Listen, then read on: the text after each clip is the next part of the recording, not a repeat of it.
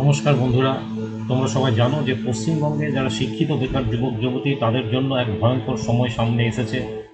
আমরা দেখতে পাচ্ছি যে শিক্ষক নিয়োগের যে পরীক্ষা, প্রাথমিক বিদ্যালয়, উচ্চ মাধ্যমিক এবং মাধ্যমিক বিদ্যালয়, তিনটি ক্ষেত্রেই যে রিক্রুটমেন্ট হয়েছিল এই সরকারের আমলে, এবং 2016 সাল, 2014 সাল, 2017 সাল, 2021 সাল এই সমস্ত নিয়োগ প্রক্রিয়ার মধ্যেই প্রায় 1 লক্ষ চাকরি প্রার্থীর ক্ষেত্রে দুর্নীতির আশ্রয় নিয়েছিল এই সরকার এবং তার যে স্বশাসিত সংস্থা, যে প্রাথমিক রিক্রুটমেন্টের বোর্ড, স্কুল সার্ভিস কমিশন।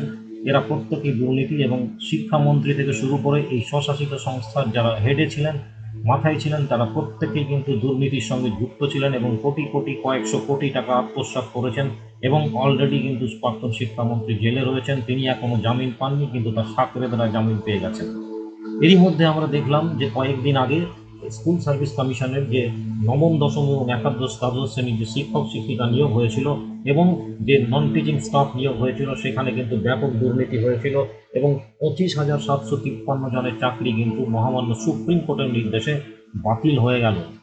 25,753 জনের চাকরি বাতিল হয়ে গেছে। আপনারা জানেন যে 2016 সালে স্কুল সার্ভিস কমিশনের যে পরীক্ষা, তার গোটা প্যানেলটাই কিন্তু বাতিল হয়ে গেছে।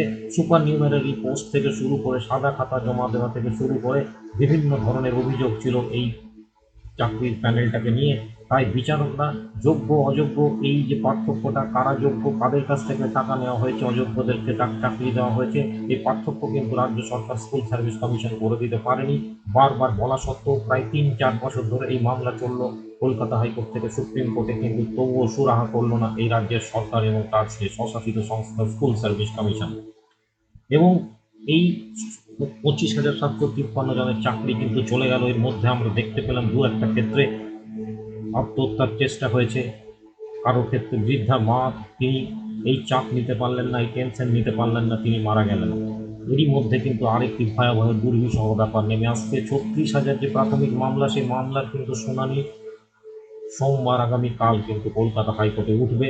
আপনারা জানেন যে 2016 সালেই কিন্তু ওই প্রাথমিক রিক্রুটমেন্টটাও কিন্তু শুরু হয়েছিল। 2014 সালের টেট পরীক্ষা, সেখানে যে ওএমআর সিট থেকে কারচুপি থেকে শুরু করে সেখানেও বিস্তর অভিযোগ ছিল।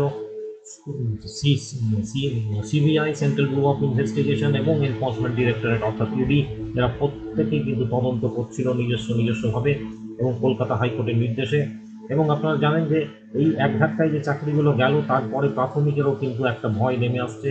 বিভিন্ন ফেজে 36,000, কোথাও 43,000, কোথাও 16,500, 2021 সালে ইললিগালি বিভিন্ন ধরনের নন ট্রেন বিডিং নিয়ে যাকে তাকে যেভাবে ইচ্ছে চাকরি দিয়ে দিয়েছে।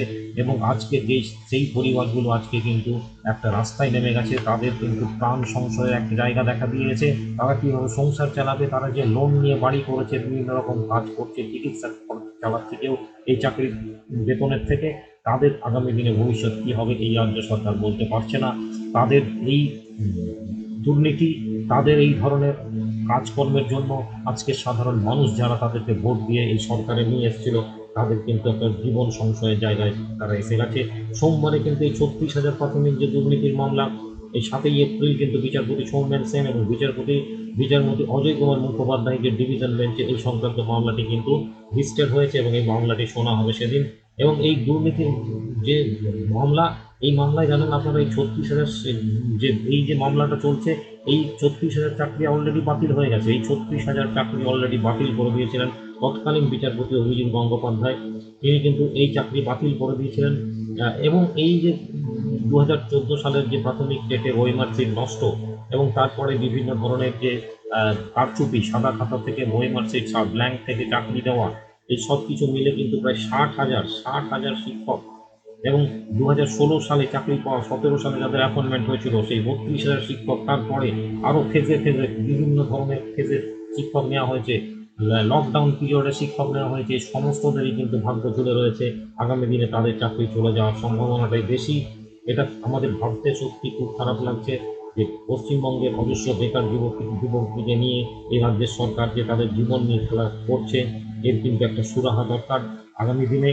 কিন্তু এই যে রাজ্যে শুধুমাত্র ছাত্রছাত্রী যাদের চাকরি বাতিল হলো, যাদেরকে টাকা ফেরত দিতে হলো, তা নয়, এই রাজ্যের এই যে সরকার যে দুর্নীতিপূর্ণ যে স্কুল সার্ভিস কমিশন, তাদের যে মাথারা যারা দুর্নীতি করেছিলেন, তাদের বিরুদ্ধে আইনি পদক্ষেপ করা হোক, এটা অবশ্যই আমরা চাইব। নমস্কার।